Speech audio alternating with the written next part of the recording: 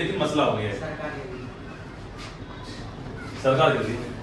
जिस सरकार ने वादा किया था त्यागी से डंडा तोड़ते हैं, त्यागी से डर से जाते, ऐसे तो नहीं है। वो क्या कारण है? तो बेसिकली वो क्या चीज है जो आपको यहाँ लेके आई इस कमरे में? क्या वो एक कहें तो एक सेंटीमेंट है, कहें तो एक इमोशन है, कहें तो एक सोच है, या फिर वो एक डिसीजन है कि हाँ मुझे अपनी लाइफ में बदलाव लेकर आना है।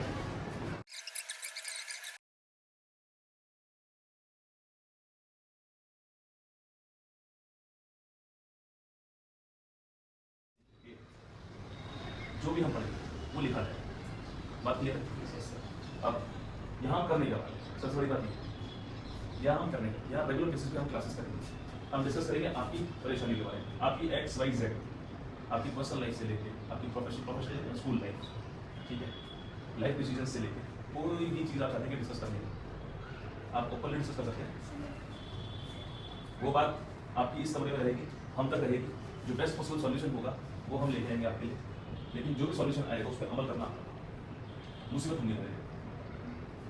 और ऐसी भी मुसीबत है जिसका सॉल्यूशन नहीं, अगर आप मान लीजिए करना है तो फिर करना ही, जो उसका कोई अभिप्राय नहीं, there is no other alternative for it, the only thing is that you want to do it, आपको करना है, आप करना चाहते हैं, हो जाए। और अगर अपनी लाइफ में आप देखेंगे, मैं ये नहीं कह रहा कि मेरी जिंदगी से एग्जाम्पल उदाहरण लेना, अपनी जिंदगी में देखेंगे कोई ऐसी चीज़ हुई होगी कि आपको चाहिए होगी, कि आपने करनी होगी, तो आपने कर दी होगी, चाहे उसके लिए आपको रिसोर्सेज मिले नहीं मिले, क्योंकि मैं अकेला रूल बना लूंगा क्या? उसके लिए मुझे सभा बनाने की जरूरत है? तो जब दुनिया का सबसे बड़ा संविधान लिखा गया तो क्या उसके लिए सभा नहीं बनी होगी? बनी होगी सभा, पक्का बनी होगी। सभा की मांग किसने की? कैबिनेट मिशन ने। ये सोच कहां से है कि सभा होनी चाहिए? काउंसिल बनाई है ना। फिर देखिए क्या करते हैं। तो रानी ने कहा कि आप एक कंपनी बनाएं, फिर देखते हैं क्या कर सकते हैं। वो गए, उन्होंने आपस में बात की, जो पैसे वाले लोग थे, पैसे वाले व्यापारी थे, ब्रिटिशर्स के, उन्होंने आपस में बात की और कंपनी बना दी ईस्ट इंडिया कंपनी 1600 में। तो 1599 में बात की, 1600 में बनी कंपनी। फिर गए रानी के पास, मतलब कंपनी बन गई। अब बोला बन गई तो जाओ व्यापार करो। रानी ने उन्हें एक चार्टर साइन करके दे दिया, एक एग्रीमेंट दे दिया। कितने साल का? 15 साल का। बोला 15 साल तक आप जाओ भारत में व्यापार करो, पैसे कमाओ। तो पैसे कमा ही रहे थे कि 1609 में एक आ गया जेम्स थर्ड, शासक आ गया, राजा आ गया, और उसने कहा कि बोला भाई मैं जो तुम्हारा ये जो एग्रीमेंट है ना, जो 15 साल का है,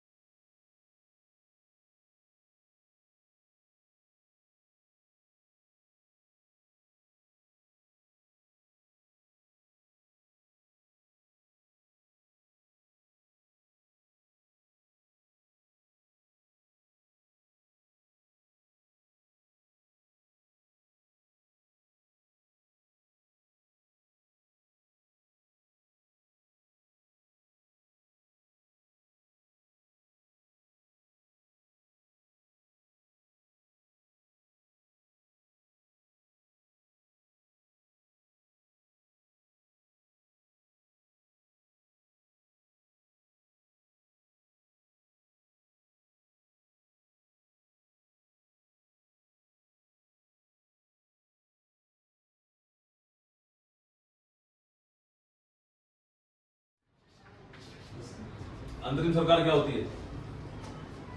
आपकी स्टूडेंट काउंसिल है स्कूल में, वो अंतरिम सरकार है। क्या आपको किसी को मारने का हक है?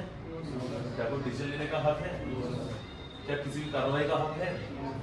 लेकिन आप हो ना, आपके पास पावर है ना, हक कोई नहीं।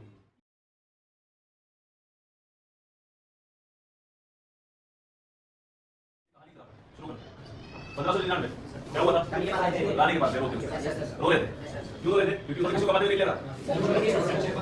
एक हाथ उठा कर हाँ, यूरोप से किसको कमाते हुए देखा था? डच को और पोर्चुगीज को। पोर्चुगीज और डच को कमाते हुए देखा, हमने परेशान हो गए, हम भी कमाएंगे। तो किसके पास होते हुए? रानी के पास। कब गए? 1599। रानी ने क्या कहा? एक आदमी बोले, एक तरह शुरू कर। रानी ने क्या कहा? कंपनी बना लेते हैं। कंपनी क्या नाम था कंपनी का? East India company. 1600 में बन गई। कितने साल के लिए उनको मिला परमिशन? 15 साल के लिए। किसने बढ़ा दिया परमिशन को? किसने बढ़ाया परमिशन को? Prince James third. ठीक है, जेम्स थर्ड ने बढ़ा दिया। कब तक के लिए बढ़ाया? इंडेफिनिट पीरियड, अनिश्चित काल के लिए। मतलब जब तक बिजनेस करना है करो, कोई दिक्कत नहीं। ठीक है, 1609 हो गया तो उनकी हिम्मत बढ़ती चली गई। Yes sir. तो पहला युद्ध हो गया, यस सर। उन्होंने देखा राजाओं में ताकत दी है ना। पहला युद्ध हुआ, कब हुआ? 1757। क्या नाम है उसका बैटल का? पी से था, किसको याद है? हाँ, battle of palace. Battle of palace थी, पैलेस ही। किसको हराया था? बंगाल को। ठीक है, फिर दोबारा कब युद्ध हुआ? 1764। इसकी बारी आ गई ना, ये तो गलत बात है। एक ही बारी मार दी तुमने। हाँ, 1764। क्या बोलते हैं उस बैटल को? Battle of Buxar. Battle of Buxar 1764। हाँ भाई, किस किस को हराया था उसमें? बंगाल को, अवध को और मुगलों को। ठीक है, और राज कर लिया, मतलब मेजर पार्ट ऑफ इंडिया पे उन्होंने अपना कब्जा कर लिया। चलता रहा, गुलामी चलती रही। चलते चलते आ गया 1895। तो कौन थे 1895 में जिसने मांग की स्वराज की? आप बताना है। हाँ जी, तुझे कुछ याद नहीं होता क्या? नाम तो याद कर ले, डेट छोड़ दे, नाम याद कर ले। नाम छोड़ दे, डेट कुछ तो बता। तो 1895 में मांग हुई स्वराज की, और वो की थी बाल गंगाधर तिलक ने। वो अनौपचारिक मांग थी। ठीक है, ठीक है। 1922 में किसने की मांग? गांधी जी ने। कहाँ की थी? अपनी मैगजीन, यंग इंडिया मैगजीन बनाई थी उन्होंने, उसमें मांग की। ठीक है, 1924 में किसने मांग की थी? 24 में मोतीलाल नेहरू जी ने। किसके पिताजी थे वो? पंडित जवाहरलाल नेहरू जी। ठीक है, 24 से आगे बढ़ते, 10 साल तक कुछ नहीं हुआ, सब सन्नाटा। 1934 मांग की थी एमएन रॉय। उनका नाम क्या था पूरा? मानवेंद्र नाथ रॉय। ठीक है, उन्होंने औपचारिक तौर से मांग की थी। पहली औपचारिक मांग स्वराज की हुई 1934 में, वो की मानवेंद्र नाथ रॉय ने। ठीक है, आगे बढ़ते। 1935 में क्या हुआ? कांग्रेस का गठन तो पहले हो चुका था, लेकिन कांग्रेस ने औपचारिक मांग की थी स्वराज। तो 1940 में टामा दे दिया गया। टामा मतलब एक ऐसे बहाना बना दिया। क्या कहा अंग्रेजों ने? ऐसे इकट्ठा बोलोगे कैसे? सर उन्होंने बोला था कि हम सोचेंगे, सोचेंगे इस बारे में। जब द्वितीय विश्व युद्ध हो जाएगा उसके बाद हम तुम्हारी मांग के बारे में सोचेंगे। बोला कि जब द्वितीय विश्व युद्ध खत्म हो जाएगा उसके बाद इस मांग पर ध्यान दिया जाएगा। 1945 में खत्म होता है द्वितीय विश्व युद्ध। कंजर्वेटिव पार्टी के पीएम थे वेस्टन चर्चिल, जो कि इलेक्शन हार गए। जीते कौन थे?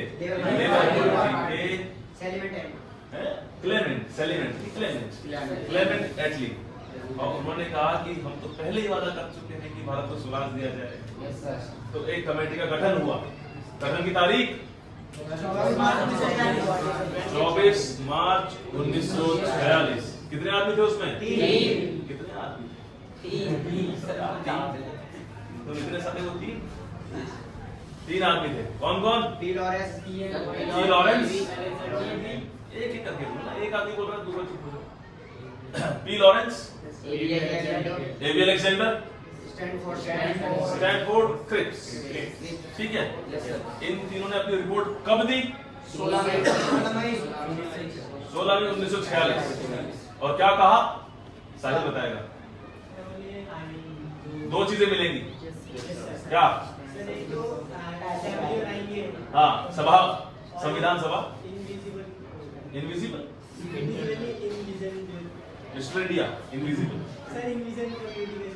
इंटर्म गवर्नमेंट, अंतरिम सरकार। अंतरिम सरकार का मतलब क्या होता है? वह सरकार जो सरकार है, डायरेक्टली कोई पावर नहीं है। अंतरिम सरकार। जैसे मैंने एग्जांपल दिया आपको स्टूडेंट काउंसिल Yes, sir. कि आप पावर में तो हैं लेकिन आप डायरेक्टली कोई डिसीजन नहीं ले सकते। कोई भी मसला है आप हमारे पास लेके आएंगे, प्रिंसिपल के पास लेके जाएंगे, अकॉर्डिंगली हम डिसीजन लेंगे। ठीक है? तो अंतरिम सरकार भी ऐसे ही काम करती है कि उसके पास पावर होती है किसी भी चीज को सुपरवाइज करने की, लेकिन डिसीजन लेने की पावर नहीं होती। नहीं। अंतरिम सरकार बनी तो कितने मिनिस्टर थे उसमें? 15। कब बनी थी? 2 सितंबर 1940। उसका चेयरमैन कौन था? हेड कौन था उसका? गोविल। और डिप्टी हेड कौन था? पंडित जवाहरलाल नेहरू। इतना ही पढ़ा। क्या किसी को कोई दिक्कत है? किसी को लग रहा है कि भारी हो जाएगा तो मैं नहीं आऊंगा कल से? हाँ? अगर अब इस क्लास को आपने अटेंड कर लिया है, अगर आप यहाँ से गायब होते हैं तो आपको दिक्कत है। अब जो ये मैंने आपको बता दिया चीजें, ये डेट्स के साथ रफली लिखो, फेयरली लिखो, टेढ़ा मेढ़ा लिखो, टुकड़े पे, कागज के टुकड़े पे लिखो, लेकिन 5 से 6 क्लास में कोई भी क्वेश्चन है इन रिलेशन ऑफ कि हम यहाँ क्यों है, तो आप मुझसे अब बात कर सकते हैं, यहाँ का फ्री टाइम।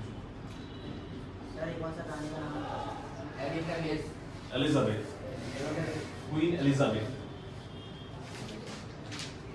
सर जी। इससे पहले वो आंदोलन स्टार्ट हुआ था 1800 कुछ में। हाँ। वही मैं पूछता अभी जो देखिए आपको मैंने ऊपर ऊपर की घटनाएं बताई हैं, क्यों बताई? क्योंकि हम यहाँ पे हिस्ट्री इतिहास नहीं पढ़ रहे थे, अभी हम नेशनल मूवमेंट नहीं पढ़ रहे, अब ये पढ़ेंगे पॉलिटी। तो जब हम पॉलिटी पढ़ेंगे तो हमें ये पता करना जरूरी है कि संविधान लिखा गया। अब मैं सीधा पूछूं तो ठीक है, संविधान में इतने भाग हैं, इतने अनुच्छेद हैं, और क्या हुआ, ठीक है? तो हर एक मुद्दे में बात करेंगे। फिर 2-3-4 क्लासों में जब समाचार बन जाएगा, थोड़ा मौसम बन जाएगा, आप समझ जाएंगे कि हाँ भाई संविधान की जरूरत क्यों थी और क्यों होती है, संविधान होता क्या है, क्या ये किसी देश की व्यक्तित्व में कहाँ क्या करना है, तो सब देखा जाएगा।